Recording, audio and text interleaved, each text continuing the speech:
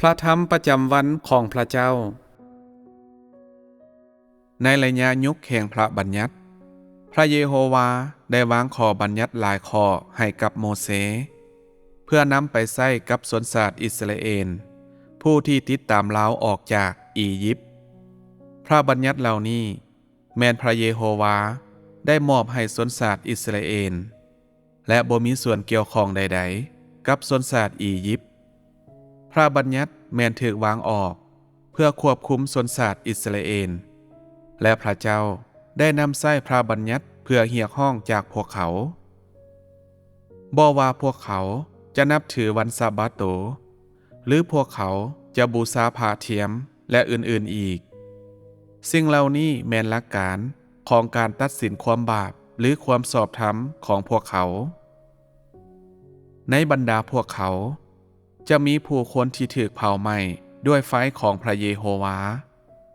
บางคนถูกลงโทษด้วยการแกว่งมักหินใส่จนตายและบางคนได้รับพรจากพระเยโฮวาสิ่งนี้ถูกกำหนดขึ้นอิงตามว่าพวกเขาเชื่อฟังพระบัญญัติเหล่านี้หรือบ่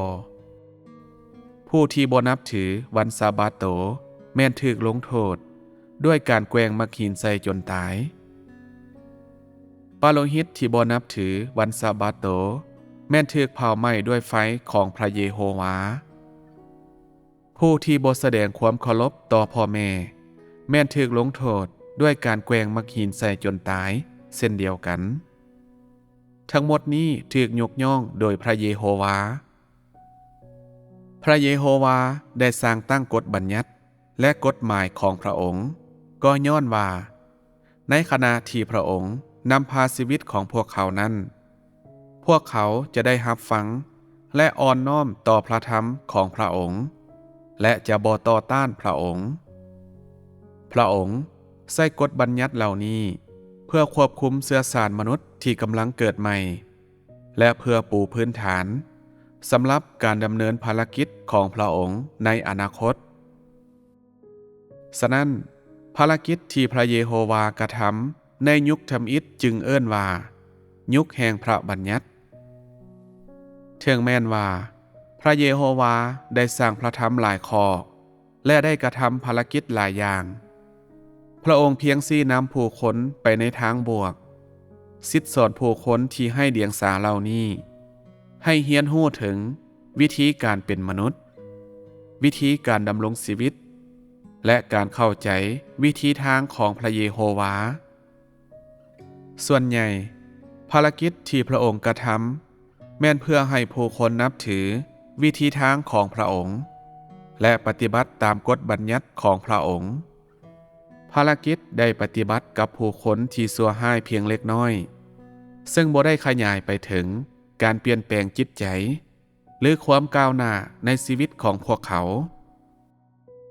พระองค์เน้นในเรื่องใช้พระบัญญัติเพื่อกีดกั้นและควบคุมผู้คนสำหรับชนชาติอิสราเอลในเวลานั้นพระเยโฮวาแม้นเป็นเพียงพระเจ้าในพระวิหารและพระเจ้าในสวรรค์เท่านั้นพระองค์เป็นเสาเมฆและเสาไฟสิ่งที่พระเยโฮวาต้องการจากพวกเขาก็คือการเชื่อฟัง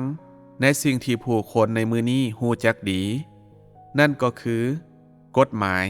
และพระบัญญัติซึ่งอาจเว้าได้อีกว่าเป็นกฎเกณฑ์